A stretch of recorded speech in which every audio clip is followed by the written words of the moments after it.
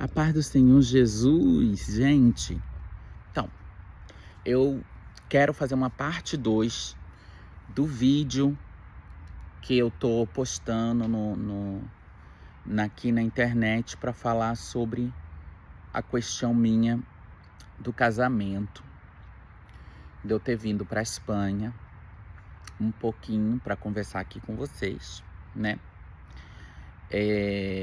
Desde já agradeço as visualizações e também agradeço a atenção de todos, né, para com esse testemunho. Já faz muito tempo que Deus, ele falou meu coração. Eu tenho esse desejo, né, de falar sobre como foi o processo desse casamento, né? Então, eu conheci o Ramon lá no Brasil, né, no ano de 2005. Ele se mostrou uma pessoa muito boa, agradável, e casar mesmo não estava nos planos da gente. Era mais o visto de trabalho, que a gente tentou fazer o visto de trabalho, né? E não era que a gente estava realmente pessoal com intenção de casamento. Mas aí começamos a conversar sobre isso e o Ramon, ele disse assim: Isaac, é uma boa opção, né? E a gente já estava morando junto. E eu disse, ok. Só que eu achava, gente, que quando o Ramon ele fosse fazer o casamento, a gente fosse casar, ia ser algumas testemunhas, provavelmente amigo dele, ia ser uma coisa pequena, né? E aí o Ramon, né? Eu acredito, gente, que o que acontece, que o Ramon, ele queria, né? Meu ex-companheiro, eu acho que ele queria mais mostrar felicidade, realmente, né? Que uma festa com muitos amigos. Eu não imaginava que era essas proporções, mas eu imaginava que era algo mais pequeno, mas quando eu cheguei lá, tinha aquele salão todo com os convidados, né? E a gente acabou, foi uma coisa grandiosa. Eu não conhecia muitas pessoas, a maioria eram amigos do Ramon mesmo, né? Eram amigos dele. E eu era jovem, eu tinha 18 anos de idade. Então, assim, a maioria das pessoas que moram aqui na Europa, que crescem aqui, elas têm uma estrutura familiar que elas não precisam tão jovens se casar. Mas o que acontece? O meu caso não era assim. Eu era uma pessoa que não tive pai, não tive mãe, não tive muito apoio familiar. Cedo tive que me independizar, sair de casa. Então, para mim, quando eu saí assim, né, gente, do Brasil, tudo era novo. Tudo para mim é novo, né? E aí veio aquela tristeza de que muito cedo eu tinha que estar se submetendo a algo tão sério, né? Porque é algo muito sério. E também eu tinha mais uma imagem do Ramon como alguém mais paterno. Como eu não tive pai, né? A presença do meu pai, eu me agarrava mais a isso, né? Eu ia mais a essa coisa. Só que aí a gente casou, foi muita gente, eu fiz um papel maravilhoso, né? Eu tratei todo mundo bem, ele também. E também estava se realizando ali uma coisa que era única, né? Mas aí, gente, entra um quesito que hoje eu quero falar muito sobre isso do casamento, porque eu acho que o casamento, quando a gente casou, eu e o Ramon, né, nós quando decidimos fazer o casamento, era novo, uma lei nova, estava começando, não existia essa lei, né, até o ano de 2005, não se podia dois homens ter uma união entre dois homens. Então, gente, eu sei que é um divisor de águas, porque sim, as pessoas têm que ter o seu direito garantido na lei, né?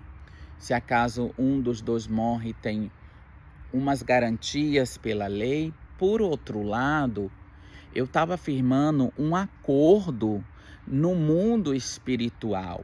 No mundo espiritual, a gente também, porque assim, nós no nosso mundo físico, as leis existem. E Deus, como ele enxerga isso, né? Então Deus foi muito misericordioso comigo, né? Muito misericordioso. E aí, gente, eu acredito que depois, para me libertar, demorou muito tempo. E também, o que acontece? Eram anos que estava tudo começando, a Espanha ainda estava, o euro estava novo. Então esse casamento eram coisas novas. Então, para mim também foi prazeroso na época que se fez, porque era novidade. Mas aí, tempos depois que isso aconteceu, a gente já depois de 2 anos não estava mais junto como um casal. Estava junto, mas não estava tão junto. Se foi deteriorando o relacionamento. Mas aí o que acontece, né? Entra o fator que é crave nesse relacionamento, que começou, assim, o Ramon, pessoa maravilhosa, porém, para ele também, que cresceu assim, era da igreja, mas não era, acredito eu que para ele também foi uma novidade, né? Foi uma novidade para ele, que a gente viajava junto, foi pro Brasil, conheceu minha família, eu já conhecia a dele. E aí a gente não tinha essa coisa de, ai meu Deus, evangelismo, assim, evangélico. Que católico, né? O catolicismo no mundo todo, né, abrange as pessoas de uma forma mais, eu não quero ser ofensivo, né?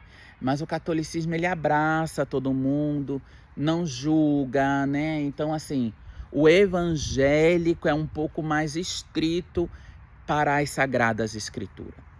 Mas eu não tinha nada de católico e de evangélico. Então, o que acontece aqui no meu testemunho?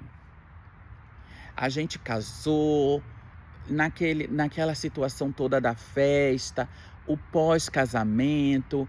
Então, assim, não se manifestou no Ramon. O Ramon, depois de muito tempo, ele começou a ficar sendo uma pessoa mais controladora, mais agressiva e endemoniado. Mais endemoniado. Eu falo, meu Deus, por que endemoniado desse jeito? Ah, mas porque talvez ele sentiu que não iria me perder, mas perder território. E a legalidade, tudo isso é espiritual. A gente tenta ser neutro, né? Eu tô tentando ser breve com vocês. Eu sofri muita perseguição, porque como comigo, o evangelho foi assim, em um nível muito alto. Quando Jesus falou com voz humana no meu quarto, que eu era filho dele e que ele tinha um propósito para minha vida, obviamente, né, eu pensei, o que Jesus quer de mim? Jesus quer que eu fale dele para as pessoas, que ele existe, como era? Comecei a sofrer muita perseguição, muita perseguição. Pessoas me perseguiam. Então eu comecei a ver que aquele evangelho também era verdade. Porque eu disse assim, ninguém persegue o que não existe. Então a gente comecei a ver que era verdade. E começou muitas perguntas dentro do meu coração, né? Também, né, tem todo um lado que no começo do meu relacionamento era de um jeito, da metade foi de outro. Lá pelo ano de 2015 já foi outro. E quando Deus falou com voz humana, foi ali mais ou menos pelo ano de 2015 mesmo. Deus se revelou para mim. E aí eu acredito que o nosso relacionamento, a partir disso, se deteriorou porque houve um divisor de águas entre que eu comecei a acreditar muito em Jesus e eu queria que todas as pessoas acreditassem como eu. Esse se chama o primeiro amor, né? O primeiro amor, a gente quer que todo mundo, né, sinta o que você está sentindo. Esse êxtase, essa alegria, essa unção.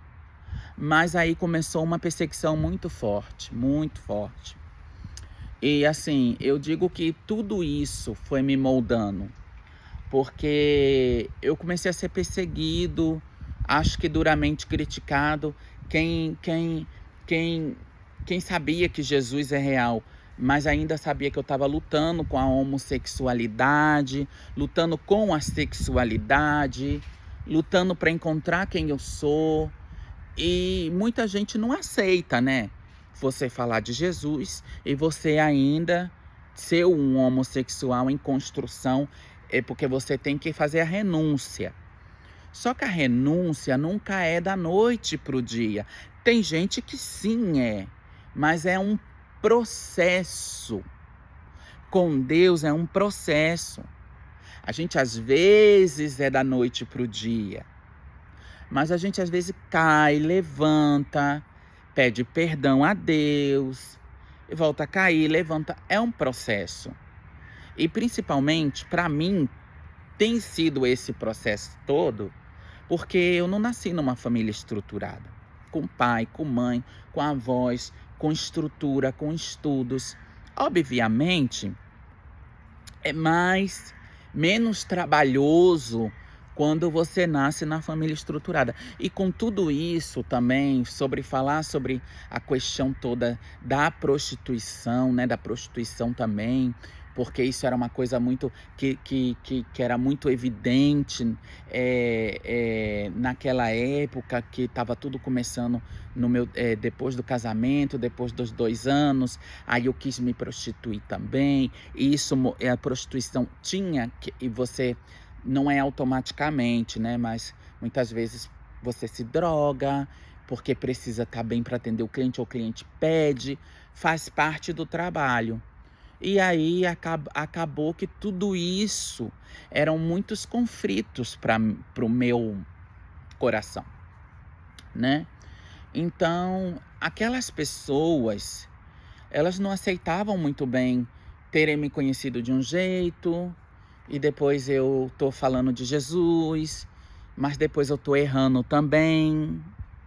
E todas essas consequências. E eu sim, me senti muito perseguido, né? Me senti muito perseguido quando morei em Londres, que eu fui saindo.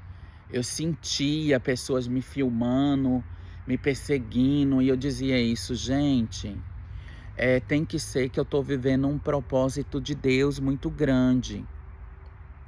Porque árvore que não dá fruto, ninguém tá nem aí. Ninguém não persegue, ninguém não fala mal, ninguém não atira pedra, ninguém quer queimar a árvore. Mas a árvore que dá fruto, né? Eles não querem, porque existe o bem e o mal.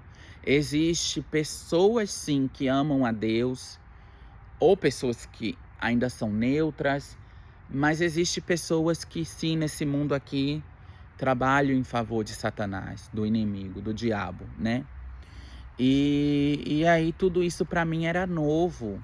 Então, nós somos um corpo, um templo, e nós estamos em fase de construção. E Jesus ele é o construtor, e nós somos a casa. E ele vai colocando tudo em lugar. Claro, eu queria fazer de qualquer jeito, porque eu não digo que eu não tenho mais a unção. Aquela primeira unção eu tinha para fazer tudo como eu queria. Então eu fazia, eu sentia, eu fazia. Mas o amadurecimento vem de que quem convence as pessoas no mundo é Deus. E aí aquela primeira, a família do Ramon foi se desestruturando, foram se divorciando, aconteceram muitas coisas. Foi acontecendo muitas coisas que eu pensava, meu Deus, quantas perseguições, quanta tribulação, parece que não vai terminar nunca. Eu pensava, né? Mas com tudo isso, a minha fé foi sendo fortificada, porque eu percebi que isso tudo era real. Que eu acho que o que a maioria da gente realmente busca é uma certeza para nossa fé. Porque se você muitas vezes não tem, você às vezes não tem essas experiências todas. E eu dizia, Deus, por que o Senhor me escolheu a mim? Tantos milhares de pessoas no mundo, pessoas dentro da igreja, pessoas que são pastores, pessoas que nascem num berço cristão. Eu não nasci em berço cristão, né? Eu venho de um histórico muito pesado dos meus pais e não tenho esse conhecimento. Eu sou ainda mesmo assim que a mim. É interessante, né? É interessante. A gente para e a gente pensa, olha, Deus me escolhe numa multidão de pessoas que tem gente muito mais capacitada, né? E depois também eu sofri hater também no meio LGBT por outros homossexuais que não conseguiam aceitar o teor da minha fé, a vericidade da minha fé. E num primeiro momento, todo mundo dizia que não ia soltar a minha mão. Ninguém solta a mão de ninguém. E depois, quando eu comecei a manifestar minha fé cristã, todo mundo soltou minha mão. E aí você para e pensa, ninguém solta a sua mão, ninguém solta a sua mão até quando? Até quando você tá indo pro inferno com eles. Tá bebendo, tá fumando, tá drogando, tá alimentando a tua carne, ninguém solta a tua mão, você é cheio de amigo. Mas quando você descobre que se você morre na prática do pecado e sem arrependimento, você não vai ir para o céu, infelizmente.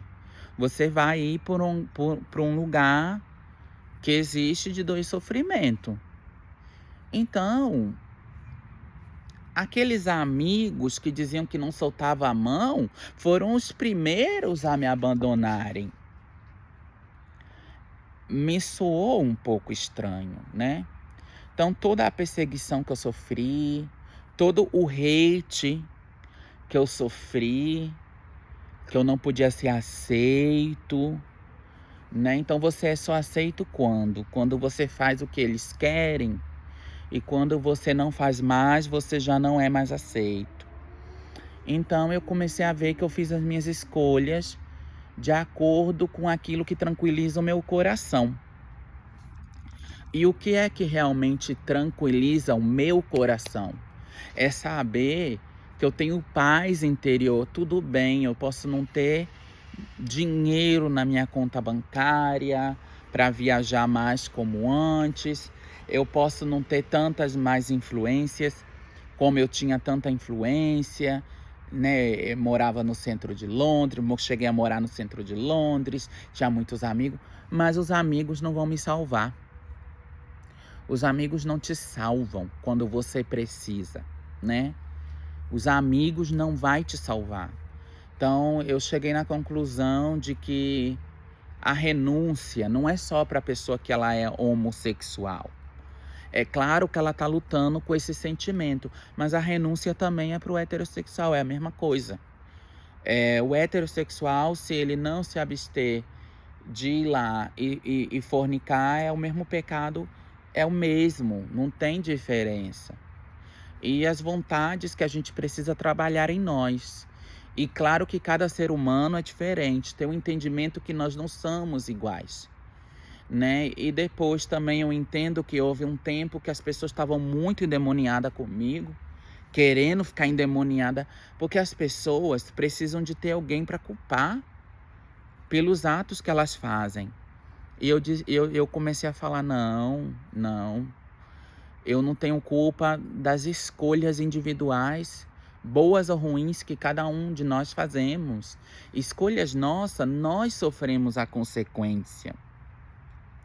É um fato. E você pode aprender, é uma balança, tá aprendendo. Nós estamos aprendendo o tempo inteiro. Nós estamos aqui para aprender mesmo, né? E é isso, eu aprendi muito, desde, como eu já te falei, né? Desse casamento, depois que queria ir para Jesus, todas as perseguições, não entendo porquê, mas teve, sofri, chorei muito, me senti muitas vezes sozinho, me senti muitas vezes abandonado. Uma comunidade que prega o amor e respeito, diversidade, como é a comunidade LGBT, soltaram a minha mão, não me ajudaram. Muitas vezes fui criticado. E nós sabemos que a realidade é que Deus, através do Espírito Santo dele, é que nos dá força para continuar a luta, porque ele é real, né? A minha convicção é porque eu sei ao Deus que eu sirvo, ele é real comigo. Eu não sei com todo mundo como são os processos, acredito que eu passo por luta e muitas outras pessoas passam também, pelo peso do chamado. E hoje eu me alegro com isso, porque eu vejo assim, eu não sou maior que os discípulos ou menor. Eles também foram perseguidos, também foram odiados, também tentaram acabar com a vida deles. Eu, por que não sofreria a mesma coisa, sendo que eu tenho uma promessa de Deus sobre a minha vida, né? Eu não posso esperar ser bem aceito, até mesmo pelos a minha comunidade hoje. É claro que eu tenho um pastor maravilhoso hoje em dia, né? Tenho um pastor maravilhoso. E além de Jesus, eu também tenho um pastor na igreja que eu congrego. Mas assim, gente, eu sei que os homens são falhos. E se eu olhar para o homem, eu posso me decepcionar. Eu tenho que olhar para Jesus. Eu tenho que olhar para Deus. Eu tenho que olhar para o Espírito Santo de Deus. Porque é muito pouco o que as pessoas podem te proporcionar, né? Outra coisa que eu quero falar nesse relato é que muita gente é perseguida pelo peso da promessa. Às vezes você não sabe que você é um escolhido de Deus. E aí, né, como abrange todo mundo, acontece que aqui acontece que às vezes você não está desavisado, não conhece a espiritualidade, o mundo espiritual real. E a gente às vezes fica desavisado. Aqui na Europa tem uma coisa que me chama muita atenção, que eu acredito que tem no Brasil também, mas hoje eu enxergo diferente. Existe uma apostasia, né? Muita gente aqui na Europa não é mais fervorosa, não busca mais a Deus como antes. Tem muitos europeus que amam a Jesus, que sim, creem em Jesus sim e tudo, mas não é mais aquele avivamento, né? E a fé sem obra é morta. E se você não for avivando, né, vai se esfriando. Então aqui na Europa acontece muito que muita gente é endemoniada e é compactuada com o mal. Não é todo mundo, não é o continente europeu tende a ter um pezinho com as coisas do mal. Deus guarda os seus, mas tende a ser assim. Então, muitas vezes você sofre opressão, perseguição, e aí você acha que tá maluco. Não, no Brasil a gente não tem isso desse jeito como é aqui. A discriminação parte de um ponto que as pessoas faltam amor. Pois se você tem amor, você não discrimina o teu próximo. Pois você sabe que você não é melhor que ninguém. Então, tudo isso acontece no continente. Eu falo que eu já rodei vários países e eu sei que os países são assim. Existe uma luta espiritual. No Brasil, como a gente já nasce falando Deus te abençoe, Deus vai com você, ai, que Jesus te proteja. É normal pra gente processar a nossa fé e não ser julgado no Brasil por isso. E tá tudo bem. E no Brasil a gente acha que é um país atrasado? Não. O Brasil é um país que a discriminação é penada tem leis que te levam para prisão. Nós estamos muito avançados com respeito à Europa, por exemplo, nesse sentido. Aqui tem muita discriminação racial, tem muitas coisas que na Europa está muito atrasado. Respeito ao Brasil, o Brasil é um país que o Brasil, ao respeito, né? Comparação ao Brasil, o Brasil tem leis que a gente aprende a diversidade, ao respeito ao próximo, né? Ainda precisa de mais. Já na Europa é um pouco diferente. O homossexual pode ser quem ele quiser, ninguém te agride. Eles até gostam. E já no Brasil tem mais preconceito nessa área, porque é um país mais jovem, que precisa ainda ter mais maturidade. E aqui já eles gostam das coisas encobertas um pouco erradas. Não é todos os europeus que pensam assim. Existem leis que também protegem as pessoas que não querem viver assim.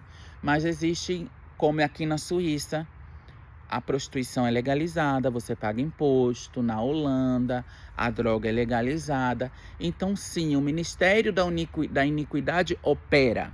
E tem ali quem está avaliando que isso pode acontecer. E tem gente que apoia. E se você for em contra, aí você tem que tratar com principados e potestades.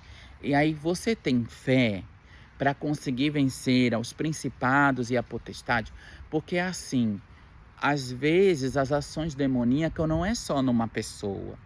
Um inferno que já opera na terra, disfarçadamente, tudo bonitinho, mas é o inferno que está operando. Tudo isso é uma bagagem que eu tenho.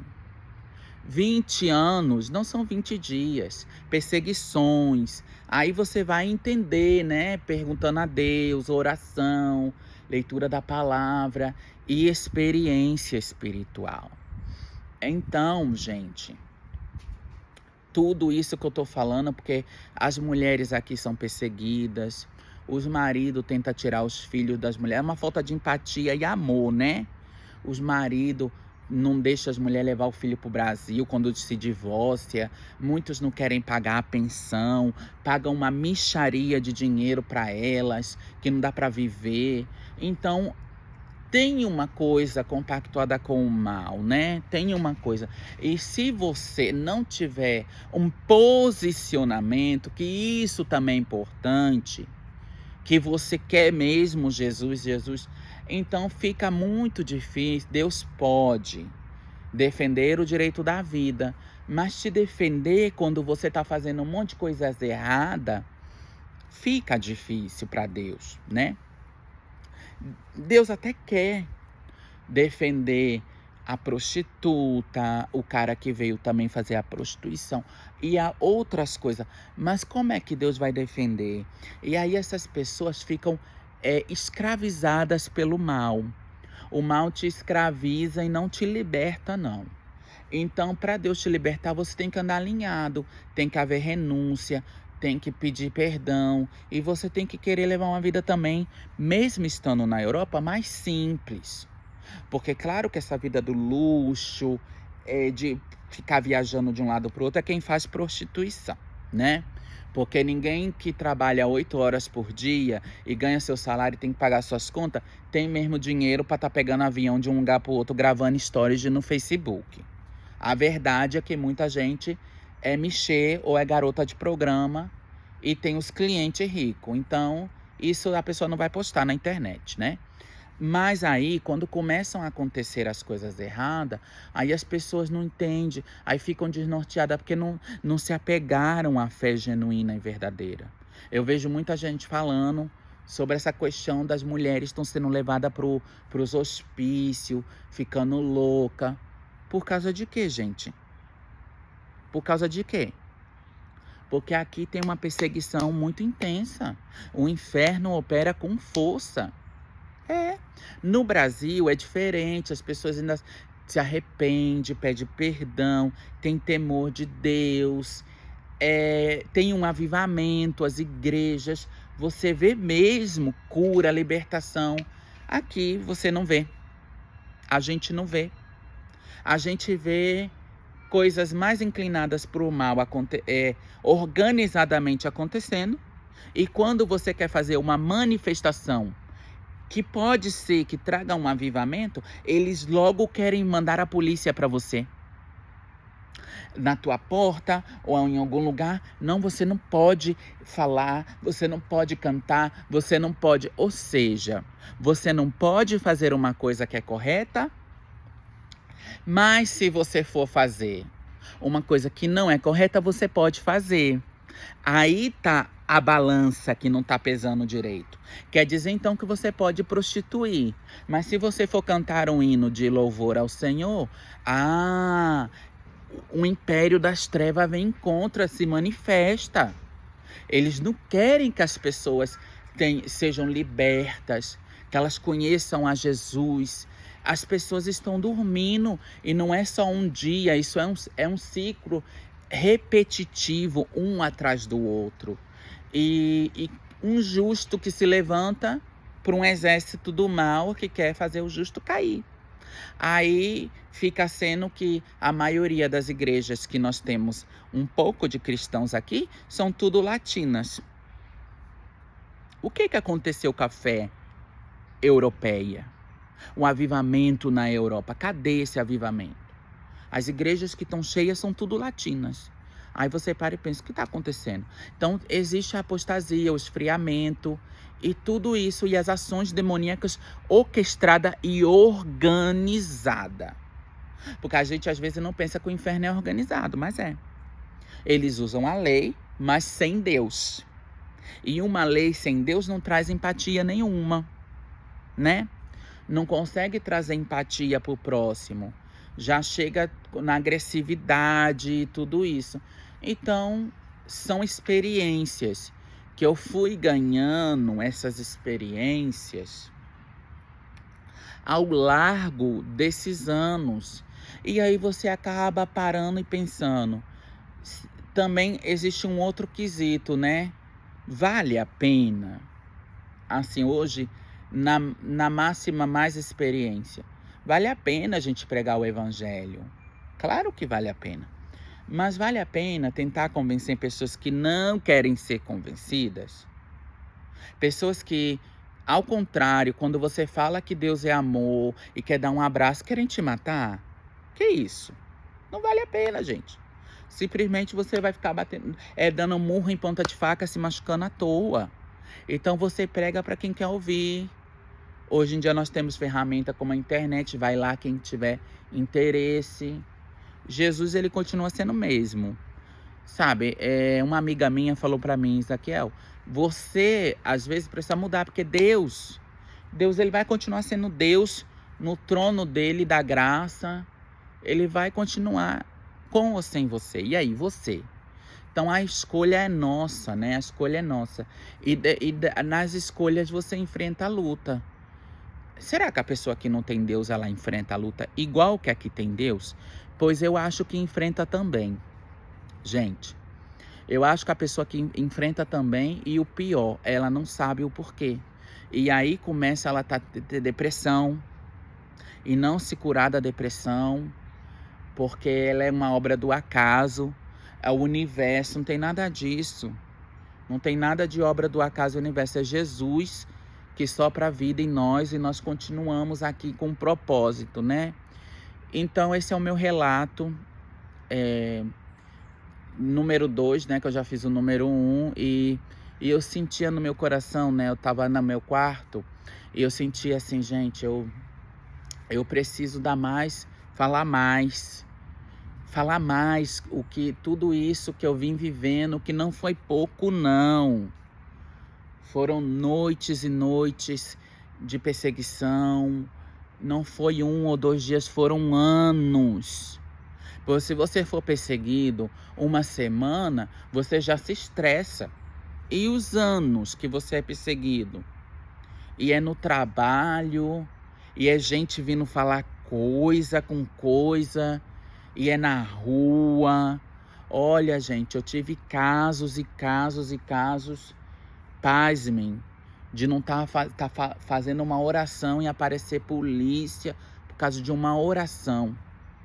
Quando que a gente não é bandido e tantas outras coisas que o inimigo usa, as armas deles, o diabo, o Satanás usa para quê? Para nos atacar. Mas a gente sabe que maior que está com nós. E é muito triste, né? Mas também é importante, porque tudo isso é um amadurecimento da nossa fé. A fé que nós temos no Senhor Jesus é um amadurecimento. E aí, quer mesmo um relacionamento? Não é mais uma brincadeira, é um amadurecimento, né? Porque do outro lado, a bagunçalhada vai estar sempre lá. Vai estar sempre se bagunçando. Muita gente morre em pecado, não se arrepende, né? Eu costumo dizer que a maioria dos transexuais, eu sinto muita tristeza, porque os trans, eles se sentem assim, vão assim, e muito transexual, eles acabam morrendo jovens. Não é só a homofobia. O que está por detrás disso não é só a homofobia. Acontece que por detrás disso existe um mundo espiritual maligno que não quer que essa alma receba a salvação, né? Então, rápido eles mandam matar a pessoa. Rápido Satanás fala, rápido, mata em pecado, para que a pessoa não tenha chance de se arrepender diante de Deus e pedir perdão. Então, muitos se suicidam. O índice de suicídio é grande, né? E fora outras coisas que acontecem, doenças que é usada para matar o homossexual e tantas outras coisas, para que ele não tenha tempo de se arrepender e descubra que o paraíso é real, que Jesus é real. Aí morre na prática, aí não tem, aí às vezes não consegue ter o perdão de Deus, porque não se arrependeu, né? Não buscou esse relacionamento, porque eles são chamados de Deus, como muitos eunucos são chamados de Deus, né? E por isso eu acho que existe um alto índice de morte, porque o diabo não dá chance dessas pessoas terem oportunidade. Sim, gente, creia que eu tô falando a verdade, oportunidade dessas pessoas se arrependerem e se voltarem para Deus. E depois da vida que elas morrem, aí elas descobrem que Jesus é real, obviamente vai ter um julgamento. E aí o final só Jesus sabe também, não quero dizer que o final tá na mão do diabo não, porque o final da vida do ser humano tá na mão sempre de Deus. Mas Deus dá tempo na nossa vida de se arrepender, de falar dele, de buscar ele, de pregar o evangelho dele, né? E João 3,16, de tal maneira amou Deus ao mundo, que deu seu Filho unigênito para todos aqueles que nele creiam, não se percam, mas tenham a vida eterna. E a vida eterna é essa, que todos aqueles que confessem a Jesus como Senhor e Salvador, recebam esse galardão da vida eterna. E aqui é uma luta na nossa vida, é uma luta, é uma sobrevivência. Mas Deus nos dá graça, nos dá vitória, amém? É isso, são esses os meus raciocínios, pensamentos, essa palavra que a gente foi conversando. Vamos fazer uma oração e terminar o vídeo. Eu espero que alcance muitas pessoas. Eu espero que a sabedoria de Deus esteja entrando em teu coração. Pai, em nome de Jesus, Pai, continua abençoando, querido Jesus e amado Senhor, a cada uma, Senhor, que entrou nesse vídeo, Pai, para aqui, Senhor, assistir esse testemunho. Pai, nós, em nome de Jesus, eu, Isaquiel, declaro, Pai, declaro o teu evangelho, Pai. Alcança, Pai, vidas, Pai. Alcança, Pai, em nome de Jesus, Pai. Alcança vidas, Pai, com amor, com bondade, favores, perdão e misericórdia. Pai, em nome de Jesus, Pai. Senhor, que o Senhor tenha paciência. Nós somos teus filhos, criancinhas. Estamos sempre, Pai, aprendendo de Ti, Pai. Pega-nos na nossa mão direita, não solta da nossa mão, Pai. Senhor, nos guia, nos guarda, nos protege, Pai. Alcança a vida de cada pessoa, Pai, que está vendo esse vídeo, Pai. Que elas venham ter um entendimento, Pai, de renúncia. Pai, que elas venham saber, Pai, que é Tu que estás operando, querido Jesus e amado Senhor. Que todos os prazeres da carne mundanos, Pai, são momentâneos e passageiros, mas Tu és eterno e para sempre, Pai. Que a nossa vida nesse mundo, Pai, é um sopro, como diz no Salmo de número 89, Pai, que diz, Pai, ali, Pai, que a duração da vida de um homem é de 70 como muito 80. Rápido nós voamos, porque já estamos cansados. Pai, ajuda-nos a contar os nossos dias de tal maneira, Pai, que nós venhamos alcançar corações de sabedoria. Pai, em nome de Jesus, eu maniato, eu repreendo as obras mal na vida de cada ouvinte, de cada pessoa que está nesse vídeo, Pai. Senhor, que o Senhor venha trazer um tempo de abundância, de paz, de renovo, de consolação. Pai, em nome de Jesus, Pai. Em nome de Jesus, Pai. Continua falando, Pai, nos dando palavra de vida eterna que só Tu, Pai, só Tu tem para dar, Pai. Meu Deus, a palavra diz que maldito o homem que confia no homem, mas eu confio no braço do Senhor, na Tua força, Pai. Em nome de Jesus, Pai. Continua, Pai, fazendo a obra na vida dessas pessoas, Pai, que se sentem vazias, Pai, que se sentem tristes, Pai. Que Tu venha devolvendo identidade, paternidade, Pai. Aquilo que o inimigo quis roubar. Meu Deus, que os anos do migrador e devorador pareceu que estava roubando. Mas com Jesus é trabalhando. É para a Tua obra, é para o Teu testemunho, Pai. Para testemunhar as grandes maravilhas de Jeová. Pai, em nome de Jesus, Pai, repreendo toda tristeza, toda angústia, toda ansiedade. Em nome de Jesus, toda droga na vida dessas pessoas que estão no mundo se drogando, se prostituindo, Pai. Existe mais vida depois disso. Pai, Tu disseste que o nosso corpo é corpo e templo e morada do Espírito Santo. Deus, em nome de Jesus, Pai, que o Senhor não nos venha destruir, nem venhamos a perecer por causa da impiedade, Pai. Não venhamos a ser ímpios, mas sábios, Pai. Ajuda, Pai, a cada um de nós, Senhor Jesus, que estamos aqui ainda, Pai, orando. Estamos aqui ainda, Pai, acreditando nas Tuas promessas, Pai. Senhor, o Senhor é Deus de longe e Deus de perto. Eu Te dou graças, eu Te dou glórias, Pai. Eu Te agradeço, Pai, pela Tua bondade, pelo Teu favor, perdão, graça imerecido, Pai. Graça imerecido, Pai. Em nome de Jesus, Pai, obrigada, Pai. Continua, Senhor, alimentando a Tua igreja, o Teu povo. Pai, eu não sei quantas almas esse vídeo pode alcançar, mas Tu sabes, Senhor, que uma alma já é muito para Ti. Senhor, que o Senhor venha alcançar pessoas, Pai, que o Teu evangelho venha alcançar sem hipocrisia, Pai. Todos pecaram e estão destituídos da glória de Deus, mas é o sangue de Jesus que nos lava, nos limpa, nos liberta, e que nós venhamos a ter amor, Pai. Amor, porque o mundo não ama, não. O mundo salta a nossa mão, mas Tu, querido Jesus, Tu nos agarra na nossa mão. Tu és um Pai. Tu és um Pai, Tu não nos abandona. Graças te dou, Senhor Jesus. Continua, Pai, continua fazendo a obra, Pai. Continua, a obra é tua, Pai. Eu entrego nas tuas mãos, Pai, esse vídeo, Pai. Eu entrego nas tuas mãos, Pai, a vida da minha família, dos meus amigos, desse país que eu tô morando, das autoridades. Eu entrego nas tuas mãos, Pai, a vida de cada um de que está assistindo, Pai. Em nome de Jesus, eu maniato, eu repreendo as obras do mal que queiram vir em contra da minha vida também. Eu me cubro com o sangue de Jesus. E eu agradeço, Pai. Agradeço porque poderia não ser nada. E o Senhor me deu o dia de hoje. Me deu a oportunidade para o dia de hoje.